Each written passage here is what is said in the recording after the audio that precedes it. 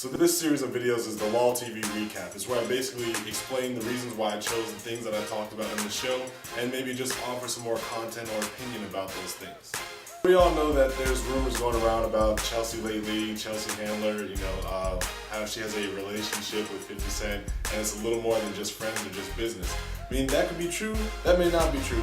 What I want to know is what happened to Sierra, because it was only a month ago I heard that 50 Cent and Sierra were official. Maybe I was late on that, who knows? But I mean that's pretty quick to just go from Sierra to Chelsea lately that quick. But I mean, if you're 50 Cent, I guess you still got it like that, because hell, if I had the opportunity, I'd still be with my girlfriend. Hey, baby.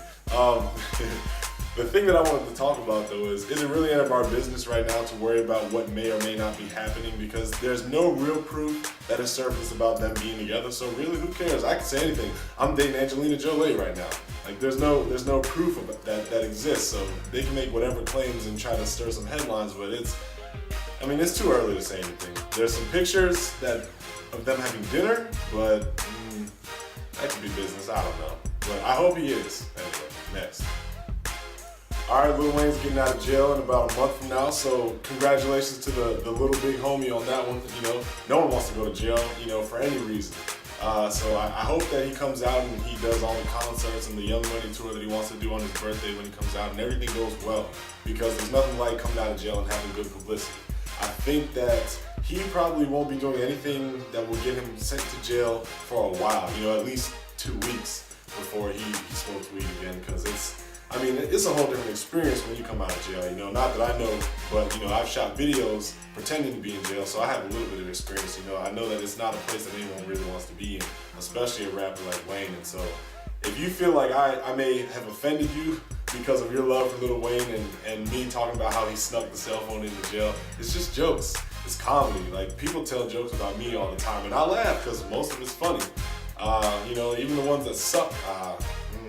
Anyway, so Lil Wayne, I'm a big fan of Lil Wayne. I love his music. I've been riding with Lil Wayne CDs for the longest time. I'm talking, I got 10 around my neck, and baguettes on my wrist. If you don't even know what that is, you're not even a Wayne fan. Like, I'm talking way back, before his first album. So yeah, I'm happy he's getting out. I'm happy for everything that's happening for him. I'm happy for all the good publicity, but I just couldn't resist the opportunity to tell a funny joke. Next. So, cocaine abuse is nothing to be laughed at, but if you're a celebrity, unfortunately that rule doesn't apply to you. There's a lot of celebrities who have just the world handed to them on a silver platter, and they do dumb stuff like get caught with drugs. Paris Hilton's boyfriend got fired from his, very luxurious job working at, I think it was a hotel casino, where he was maybe a promotions manager or an event manager or something like that. But, let's call it a 6-figure job that he lost because Paris had cocaine in her purse and he was driving the vehicle up. So, not that he had cocaine, but he was with someone who had cocaine, and he lost his job because of his association with her and that encounter. So that just really sucks. You gotta understand that the people that you roll with can really affect your life. And I feel really bad for him. I feel bad for Paris, because apparently it wasn't hers. It just found its way in her purse and up her nose. Whatever. Sorry that happened to you. Bruno Mars got caught with cocaine. A couple of the people in the video though were allegedly using cocaine. Kid Cudi admitted it, but Soulja Boy, that was, people were just saying, oh, Soulja Boy does coke. Other people are saying that he does coke. I haven't seen a picture of him himself doing cocaine or have any sort of concrete proof, but it's a joke show, haha. If you can't take it off the chin, don't take it up the nose. Next.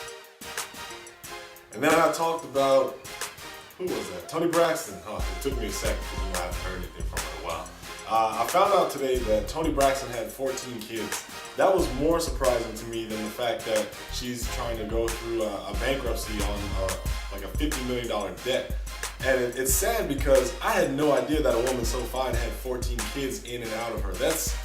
Wow, she still looks good. The most recent pictures I've seen of her at least. And she could do another comeback if things go well. She might need it. You might see her in Vegas working a couple of, small spots or something. I know the girl needs money, and like I said in the video, if we go and buy some old Toni Braxton CDs, the points that she gets off of that will help contribute towards her being able to pay off this debt. And I don't want to see 14 kids, you know, on their own outside in the streets, you know, because their mom wasn't able to afford any of the lavish lifestyle that she used to have anymore. You know, that's just wrong. It's sad. Regardless of her being a celebrity and once famous, she's a mom. Those are kids. They have a life, and this is some serious shit for them. So it was a little insensitive for me to bring them on the show, but me being real and candid right now, I wish her the best. You know, I hope that things work out somehow. You know, in a week from now, 50 Cent will be single again, so who knows.